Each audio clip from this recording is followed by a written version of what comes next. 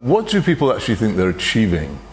Anybody can look at it's called the energy dashboard. You can get it up on your computer anytime and see on a normal day in this country where the power which is lighting your home and your place of work and everything else you see, where it's coming from.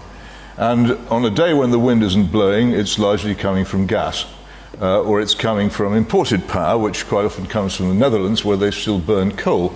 We don't burn coal anymore because we didn't just close down our coal-fired power stations, we blew them up. We were so certain we were right to do so. At the same time, China is, even as we speak, building the equivalent of two new coal-fired power stations a week. India has a vast expansion program of coal-fired power stations, even if George is right about his tremendous predictions of apocalypse.